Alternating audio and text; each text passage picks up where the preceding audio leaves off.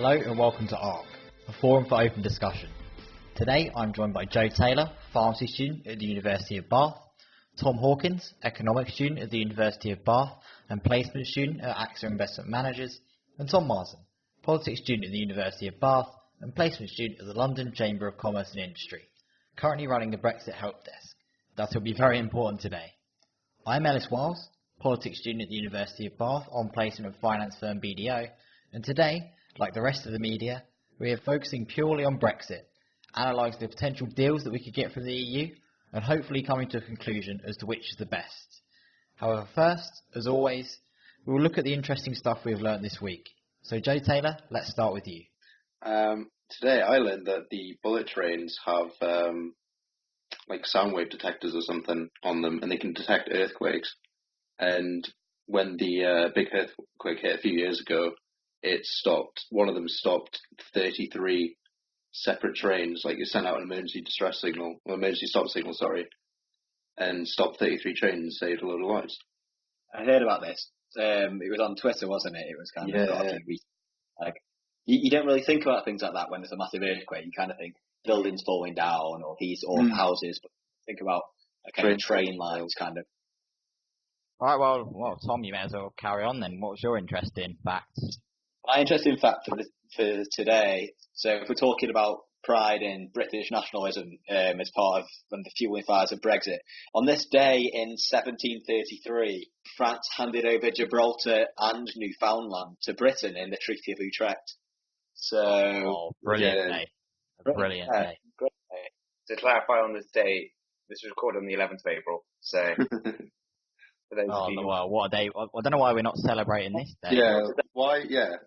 Should be a bank holiday, really. Well, Gibraltar's going to go back to Spain, isn't it? Soon, so. Us fighting Spain over Gibraltar to save face after Brexit will be the equivalent of fighting to take back the Falklands after we were the sick man of Europe in the economy. Yeah, to be good. To be fair, we've done great. 1 for 0 on Spanish-speaking countries over islands that we really have no idea to own, or tiny bit.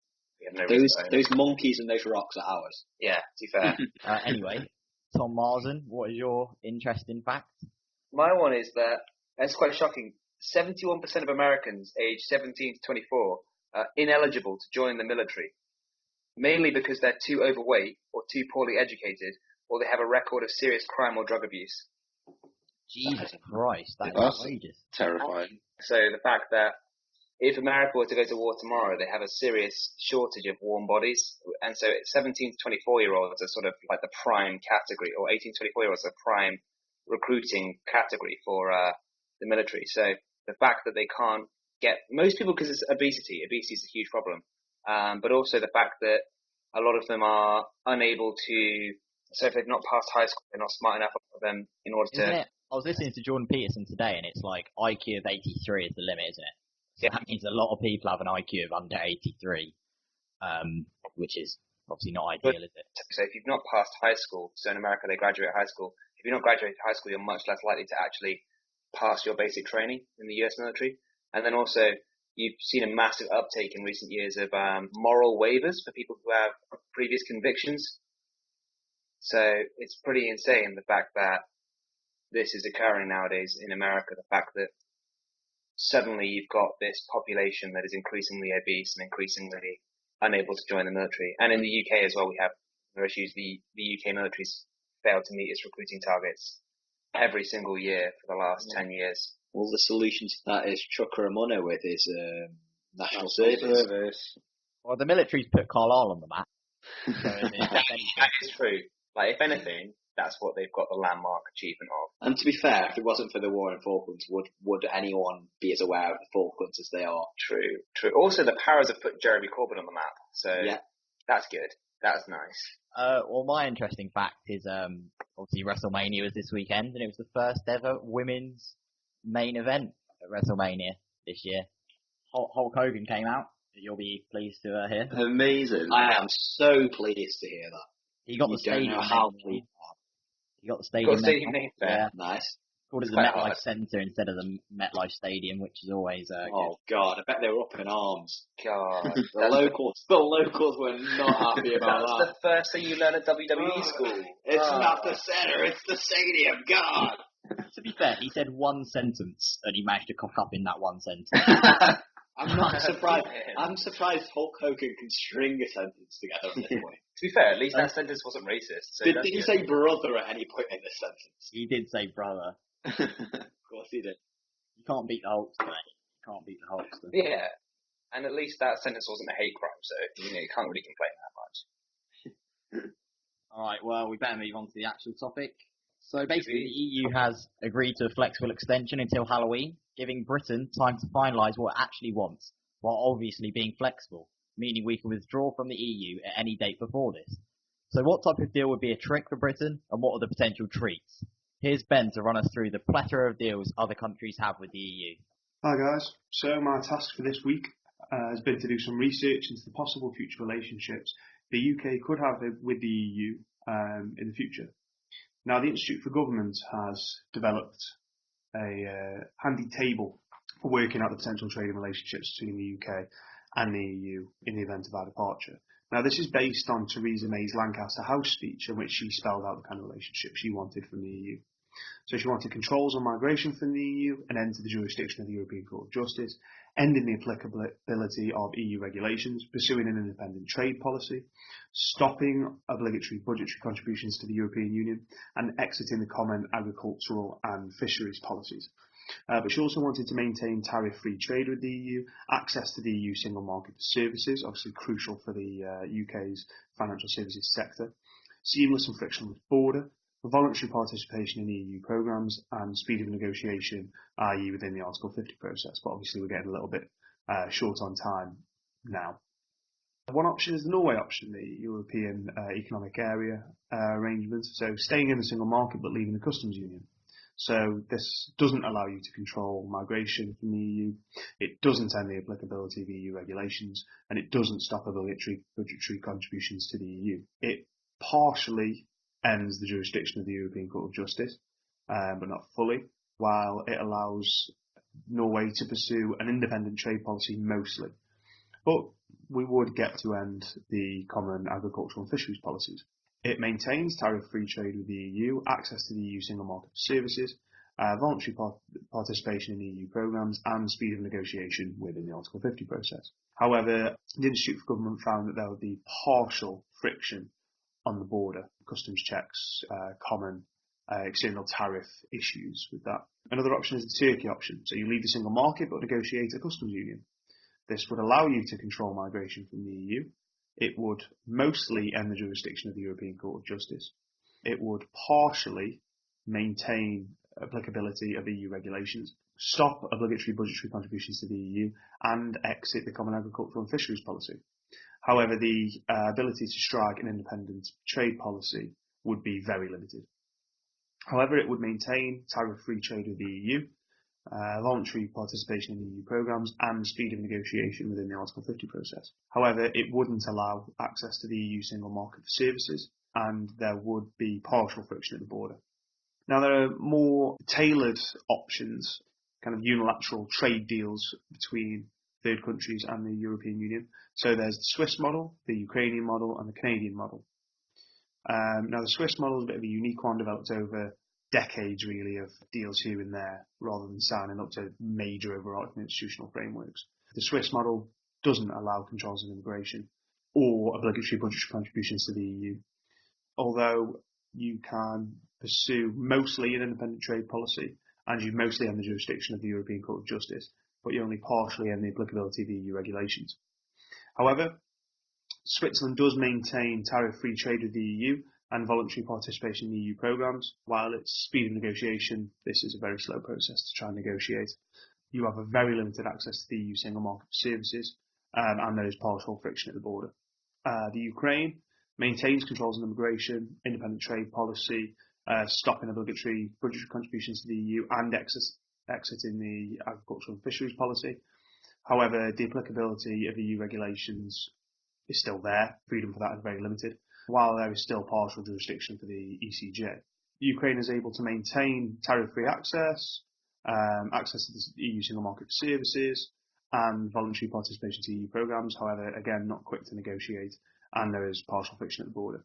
Canada all of what Theresa May's red lines were in a Lancaster House speech are achieved, along with tariff-free trade with the EU. However, access to the EU single market for services is very limited. The border issue is not applicable. There is no kind of streamlining of borders between the two countries, between two entities.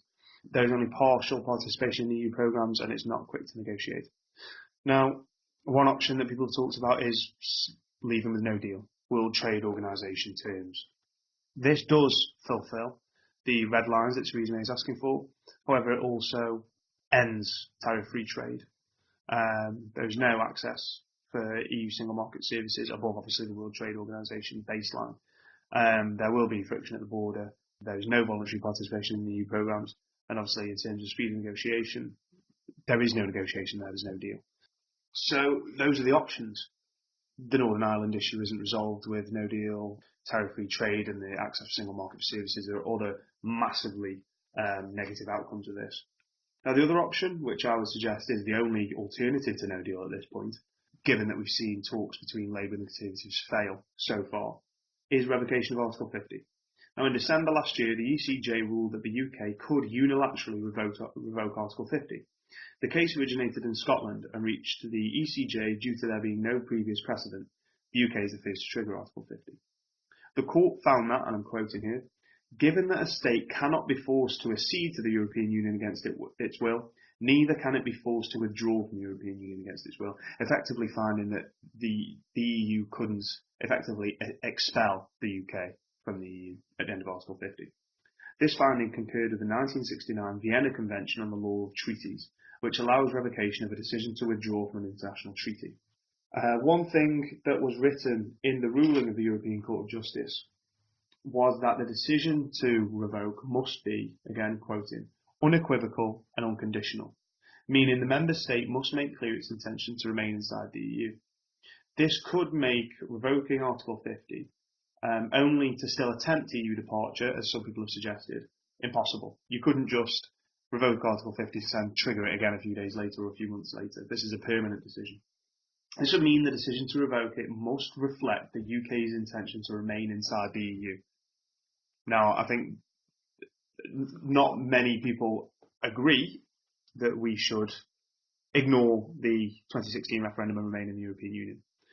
One thing that I would suggest is what could be possible is, for all you people's vote people out there, is Theresa May could ask for an extension to the Article 50 process, and then if for a confirmation of people's vote on what to happen next, if the country voted to remain, she could revoke Article 50, and that is the kind of unilateral and unequivocal revocation of Article 50. Or, obviously, there would be on the other side of that, deal or some kind of deal negotiated and managed to pass through Parliament with a confirmatory vote. That could be where we're heading. It seems like at the minute there's not going to be a breakthrough in negotiations. Labour and Conservatives aren't going to be able to find something that they can agree on that will pass Parliament. And what we're looking at is a choice between no deal or revoking Article 50. But revoking Article 50 requires that unequivocal, unambiguous support to remain inside the European Union. The only way we get there is through some sort of confirmatory vote on whether to revoke Article 50 or not. So, if you were hoping for me to make things a little bit more simple for you guys, I'm sorry, not going to be possible. What it seems from looking at these different trading relationships for the future is, this isn't even what Parliament has been asked to vote on now. For the 2 years in the transition period after Britain actually leaves the EU, we're slated to remain inside the single market and customs union. This is about future trading relationships. If there was some kind of commitment to remain within a customs union, dealing with the backstop issue, then maybe this withdrawal agreement passes through Parliament. We can end the first stage of leaving the European Union to then get on to the future trading relationship. That can't happen until we've left the European Union. All right, can I just say what a link that was? You have to admit, I worked hard on that on the way to work today. That was pretty nailed down. It's pretty good. I hated the pun about trick-or-treating, but I love that. I loved it. Top marks. It was quality. but it was awful. It's a proper dad joke. It was great. But that's what podcasts are for. You should have seen Politico this morning. It was like, Silence of the Lambs. While everyone else was eating cod at the European Council, Theresa May tucked in some British lamb and mint sauce. Yeah, you've got so many Nightmare on Downing Street. Yeah, so many. There was so many puns.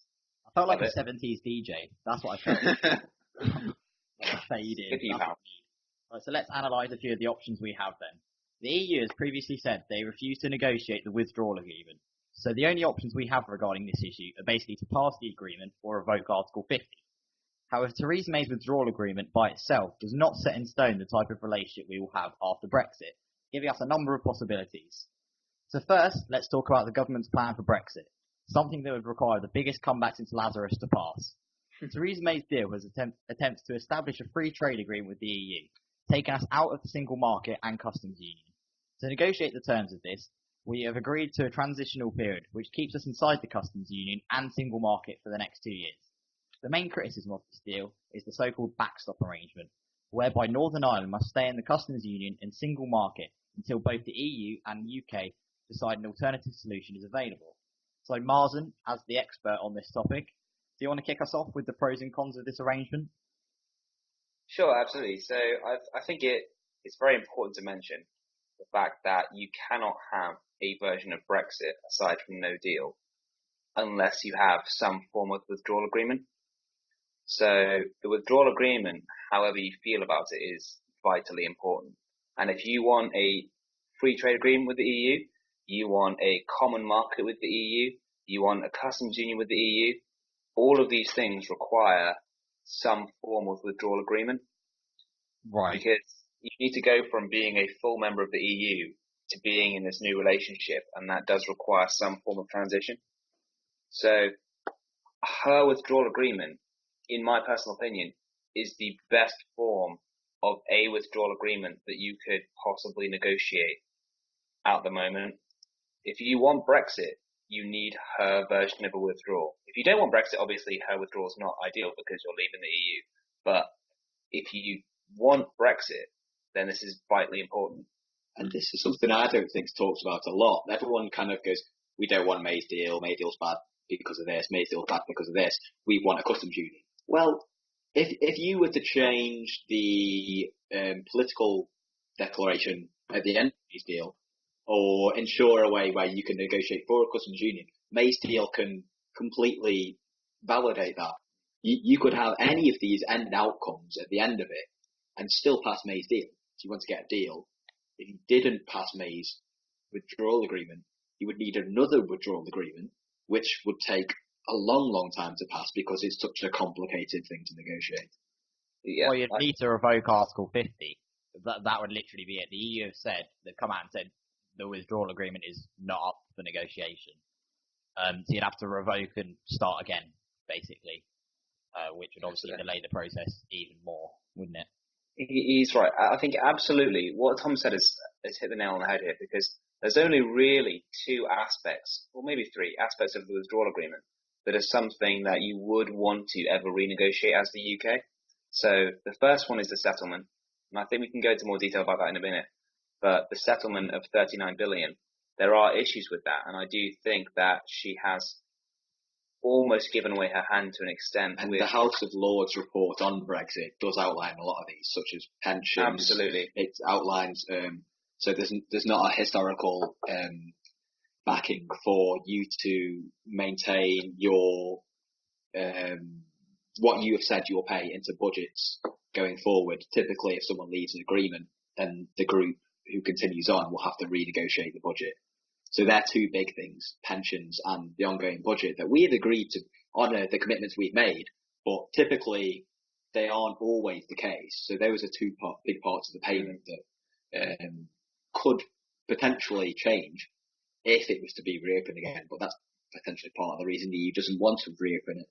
It's true, and absolutely in the first few months, that was when the 39 billion was conceded. That was decided very quickly, the fact that we should give up that money. And even if you think that money should have been given up, and that's something that we should contribute to the EU, because given that probably a greater amount than that has been spent on no deal planning by the EU collectively, But even so, we should still understand that that money has been given up before we get any sort of actual formal agreement with the EU about our future trading arrangement. But the second big issue with the withdrawal agreement is the backstop, because there is no way for you to have no hard border on the island of Ireland without some form of backstop arrangement or a UK-wide customs and single market integration. So the fact that we've decided that we are going to draw our line at the fact that the UK as a whole should not be part of a single market during this backstop is interesting, because realistically, the idea of an extension that is also part of the withdrawal agreement. So it's an extension first. If you can't agree within 2 years, you get an extension. And then after that, the backstop is issued. Realistically, the backstop could not exist, and you should just have endless extensions, if that makes sense. Because that's what we've had so far. That's what we have so far. And I think that does reflect the idea of the UK that you should not have this differential arrangement for Northern Ireland. So Northern Ireland remains in the single market and the customs union under the backstop. However, you could just continue to extend, which would, in my perspective, be preferable, because this comes onto the third issue with the whole withdrawal agreement, is the fact that you are being too ambitious with Brexit. It took us about 9 years to join the European Union, to join the single market, to join all of these sorts of institutions. And that is joining them almost in their infancy. And in addition to that, it's become more and more and more integrated over decades and decades of legislation that have been brought in. Absolutely. It's the most complicated trading arrangement in existence. And the fact that you are aspiring to leave this in 2 years, let's forget the fact that we voted in 2016. Whichever way you voted, the vote was cast in 2016. Forget that fact, because that is all fundamentally irrelevant as to whether or not you're withdrawing. You are only withdrawing for 2 years under her agreement. And I think that it is incredibly important, the fact that it took so long to join. The Canada Free Trade Agreement took almost 9 years to organize. And I think that it's crucial, the fact that they're aspiring to negotiate the most complex trading arrangement in the world in 2 years. And it's because no one's willing to compromise. The Brexiteers aren't willing to compromise on, we want an end to freedom of movement, we want an end to this, we want an end to this, we want an end to this. And the more Europhile people aren't willing to compromise on, we don't accept that there should be a hit to the economy, that we don't accept that there should be a hit to this, we don't accept that we should accept a reduced access to the European Union. And apart from these pie in the sky, really incredibly hard to foresee outcomes where you have these frictionless borders where everything is done by technology and pigs can fly, those two outcomes aren't reconcilable. But no one's willing to accept that. Well, the main issue is freedom of movement. That is the key issue. The EU have said we can't basically be in the single market without accepting freedom of movement. And Theresa May wants frictionless trade. Those two don't go together. The EU won't let that happen. It goes against their four freedoms. And I think part of the problem is that the Brexiteers see perhaps frictionless trade as meaning no tariff.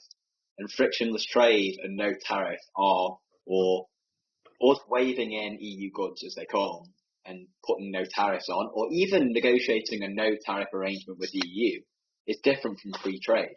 If you look at Turkey and the EU have agreement where in some markets there are no tariff or they have a free trade agreement, but at the borders there can still be up to 24-hour wait for some goods.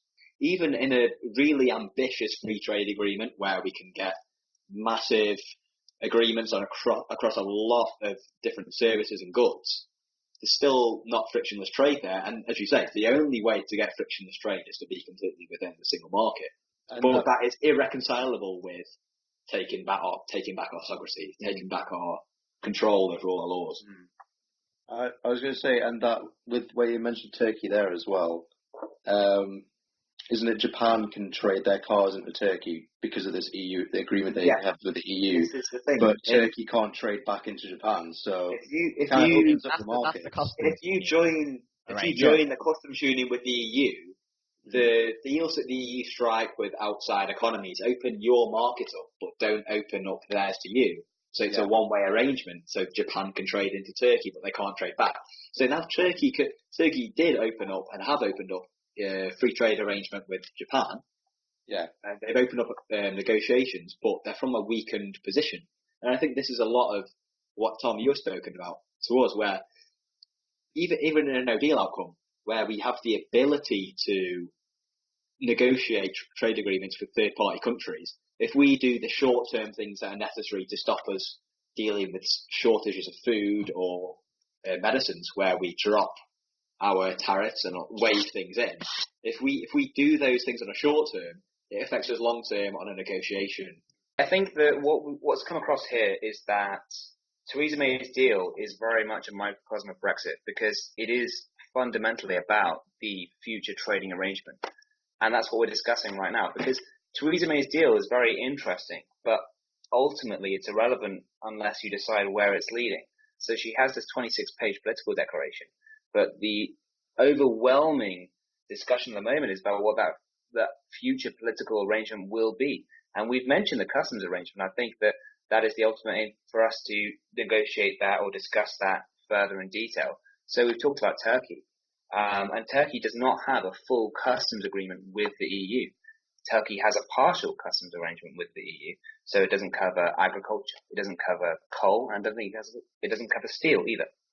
And services as well. And services, but services are very rarely covered in any deal. Services, which is a big flaw to us. But one thing that you do see thrown around is the fact that if the UK is within a customs agreement or a customs arrangement, depending on how the government wants to market it, we wouldn't have an independent trade policy. And what do you guys think about that? It sounds great.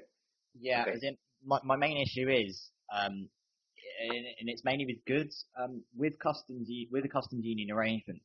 I think this whole independent trade policy idea is a bit. The whole point about it is not really correct, because we can still negotiate services, for instance, and services counts for 78% of our like GDP. So services is crucial to us. What I would like to pick up on is what Joe said, and the idea that we wouldn't have an independent trade policy. And as Joe said, that doesn't sound great, and he's absolutely right. That doesn't sound great. But the fact is that is a fallacy created by this Eurosceptic group, the ERG, because ultimately the UK does have an independent trade policy. Germany has an independent trade policy.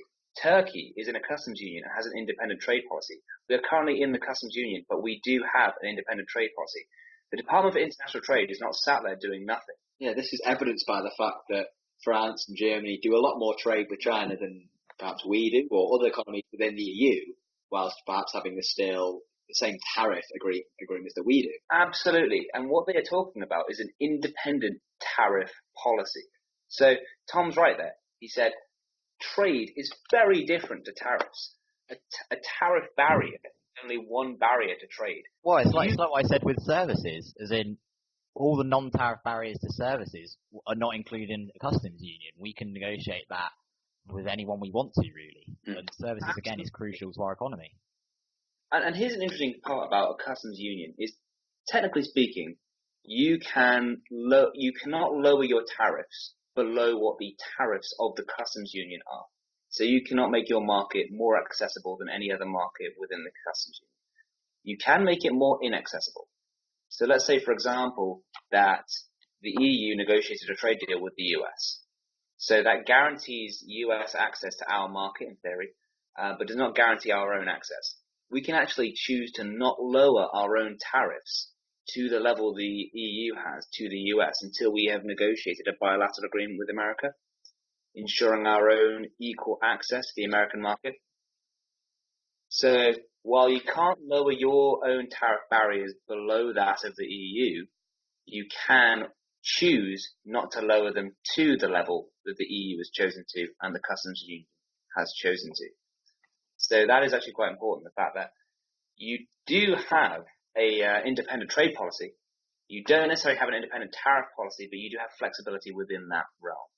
So it is important to note that you are still free to choose who you are trading with and who your priorities to trade with. We have embassies across the world.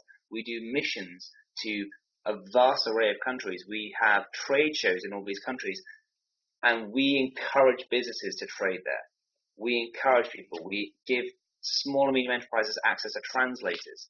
We give them access to a huge amount of resources in order to enable them to trade in different countries. And it's about how you are encouraging trade and how you're choosing to encourage trade, about whether or not your trade policy is effective in different countries.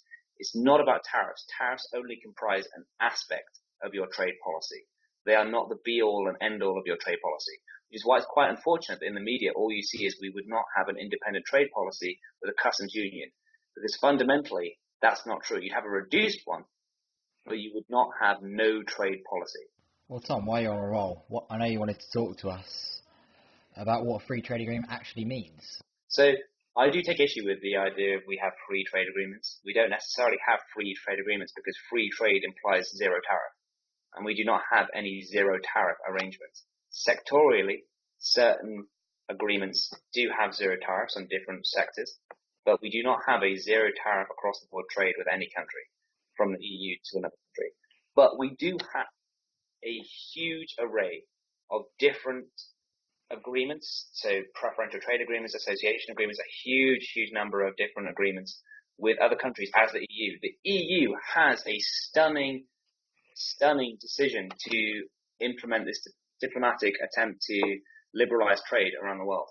And to be fair, what I do think we do have is, where especially if we are looking to negotiate free trade agreements, you can say that we have a massive economy domestically. There's lots of demand for lots of different goods, and while in a lot of free trade agreements services aren't covered, you could easily go and negotiate with a smaller economy and say, okay, we will buy your good X if you give us unfettered access to your financial services.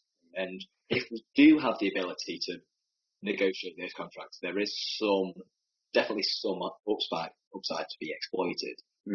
Sticking to customs union, though, as in just the point, the UK would not be able to reduce its own tariffs in line with any future bilateral trade agreement with non-EU countries. And obviously that will make it a lot harder for the UK to encourage other states to sign them.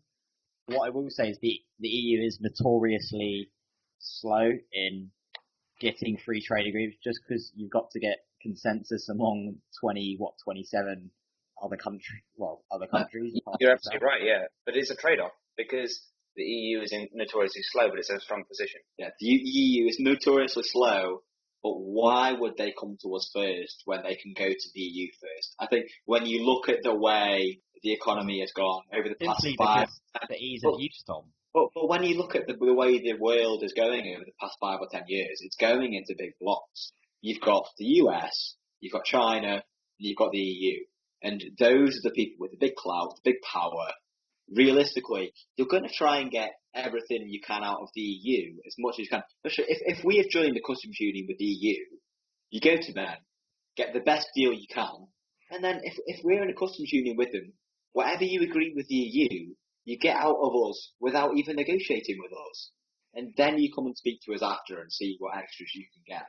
No, I think you're missing the fourth block, Britain. In no trade, in no deal. No deal, Britain. Brilliant. We are going to be the next economic powerhouse. We will. We'll go back to being the imperial masters of the world. We'll reinstate the empire. We'll use the navy to have clout across the rest of the world, like we did 200 years ago.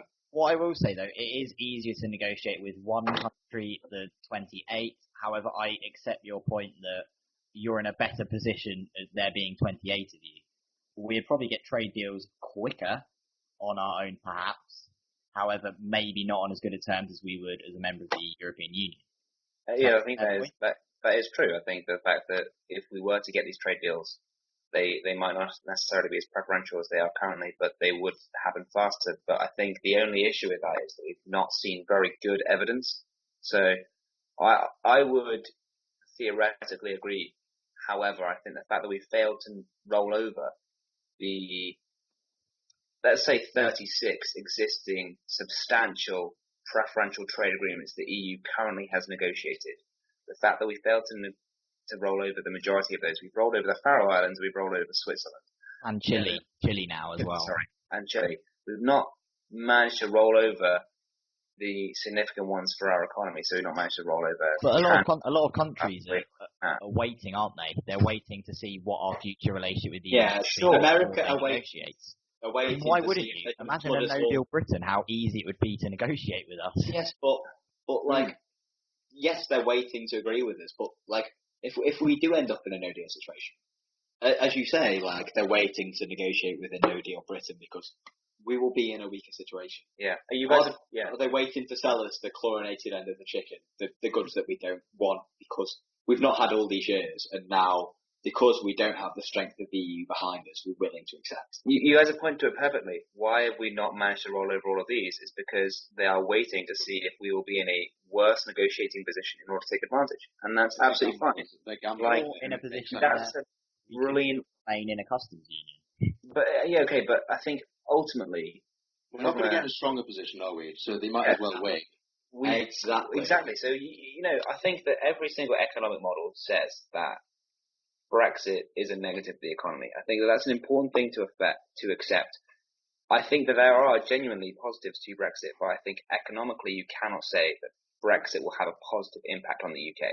There are great things potentially that could result from Brexit depending on your worldview, but I think economically it's very difficult to make that argument. Exactly. And again, if you speak to most people who voted Brexit, people knew, or people were at least moderately aware that it would be a potential, at least risk to the economy, if not complete, definitely, or pretty bad. If you look at the reason, it's not an economic vote, is it? It's a vote about sovereignty and culture. Sorry, Tom. As I was saying, recent polling suggests that trade is the fourth most important factor surrounding Brexit, so it's not even in the top three. Which I think is an important point to make. It's because trade's complicated, though. Like, I'm interested in all this stuff, like Brexit, but I don't know about trade. Like, I don't know who we have trade deals with. But I also think there's a disconnect between the average everyday citizen and the more politically or economically in tune citizen who understands how much the strength of the economy affects their everyday life. Yeah. When they hate it in the early days of Thatcher because she's making these difficult decisions and losing people's jobs. But they don't make the connection between we're living through these hard times because the economy's weak, or we're living through these great times where everything's good because the economy's strong. The people who aren't educated on that the economy or politics in the same way don't make the same connection between the economy and GDP growth and unemployment and their everyday lives, which people who are more in tune, perhaps, or more interested, or perhaps just have a slightly different tilt towards their politics, understand in the same way. People think, our economy will not be as strong. I don't care. Culturally, I feel British. I want my sovereignty back. They don't understand or perhaps agree with the link between a slight knock in the economy and people's jobs. The thing is, Tom, people had it hard in the EU. So during the vote, they were like, what do we have to lose? That's what a lot of people in the North are thinking. Yeah, no, completely in the North, I agree. And I think that mentality is of some like Remainers or revoke Article 50 people, that the EU was this amazing, great institution that protects everyone. People were still ridiculously poor under the EU, as in inequality rose in Britain and we were in the EU. So it's not protected that at all. And people viewed it as a protest vote. How can things get any worse? I think something interesting that I heard recently was I went to this Brexit event and I heard a lot of talk about how Brexit was very important regionally.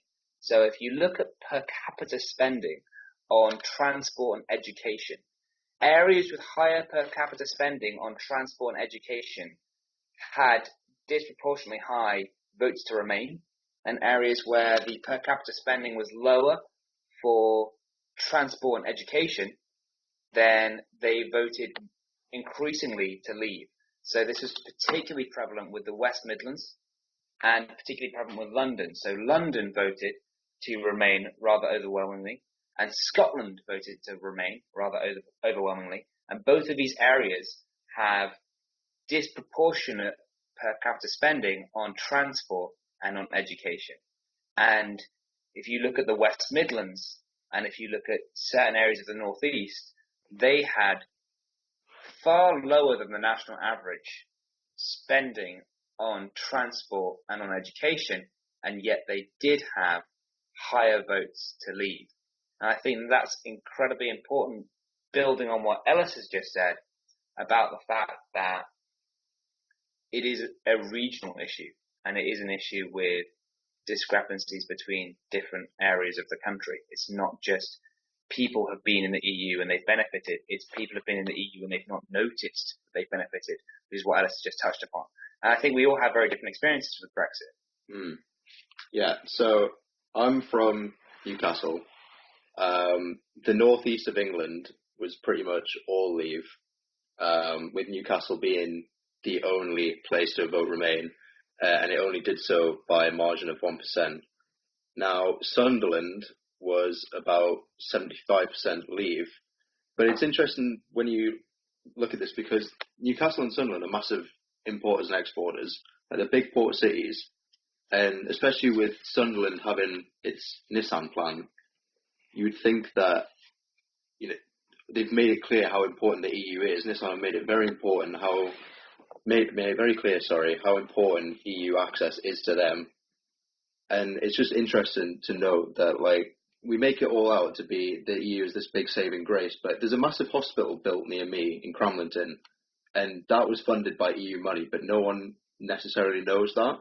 It doesn't get made out. So even the positives of the EU, outside these whole lofty things like, trade and, free movement of people, the things that, like, I don't particularly understand, but the things that people would understand, like this hospital was funded by the EU, it doesn't get talked about enough. So I think completely agree. These areas that receive more EU funding, because Sunderland and Newcastle receive quite a lot of funding from the EU, and I know Cornwall does as well, and voted leave. The benefits that the EU gives these places aren't advertised, while the negatives are. I think you're right, Joe. I think that if you look at one of the poorest regions of Europe, it's Wales.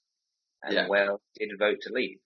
And I can't speak with as much authority on this, but, Tom, he comes from Stoke, and that is an area of the UK that has been left behind to a certain extent, and did vote to leave. No, yeah, you talk about Stoke, and since, for a long, long time now, our biggest out-exporting trade was potteries, which obviously went, as you know, to probably China or areas like Taiwan, other areas like that, a long, long time ago, and Stoke voted to leave. 69.4% of the Stoke-on-Trent area voted to leave. That is a massive percentage. And it's a very poor area, and I've experienced that myself on a personal level. You speak to people, and they either there's a large Pakistani area or demographic in Stoke, and people who you speak to and leave who necessarily aren't so clued in, who aren't part of the liberal agenda, they'll have a slightly more anti-immigrant agenda on a whole, or they will say, like, we're poor, things have been bad for so long, or they won't necessarily tie that into the other things that have gone on. They won't necessarily tie that to the conservative austerity agenda. When I was around in Stoke again and people were voting Brexit, no one or complained about the fact that things were so bad in Stoke. I didn't hear people complaining about austerity. I heard people complaining about immigrants, and I don't think that's fair. Well, that leads part of it. If you look at what Tom said about spending on transport and education, I know for myself, like, Stoke's part of the West Midlands. That's the area we sit in. I remember my teachers saying the school was so poor, like, teachers would be buying highlighters and things for the class by themselves, because they'd be saying, like, so we were just on the outskirts of Stoke, and our area class technically was Staffordshire Moorlands, which technically was supposed to be full of posh farmers, but it wasn't. It was just the outskirts of Stoke.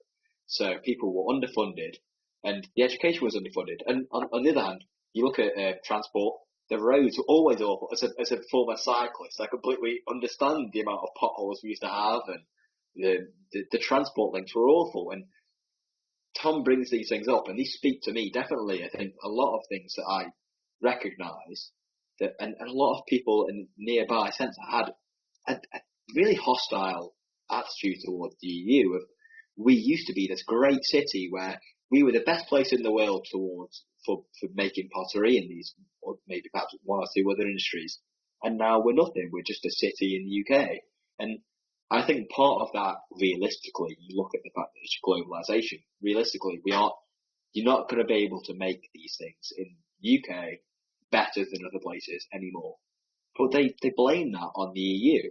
And I think that's true across the UK in a lot of cities, especially in the Midlands and the North, where there was a lot of industrialization, where we aren't an industrial nation anymore. People blame that on the EU, or they blame the fact that they've become poorer on the EU, and it's not the EU's fault at all. Thank you for listening to ARC. Unfortunately, this is the end of part 1. However, join us next time, where we carry on discussing important Brexit issues, including our thoughts on the salience of immigration, our predictions for Brexit, and what we feel is the best deal. Please follow us on Twitter @ArcPodcast and like our Facebook page. We hope you can join us again soon.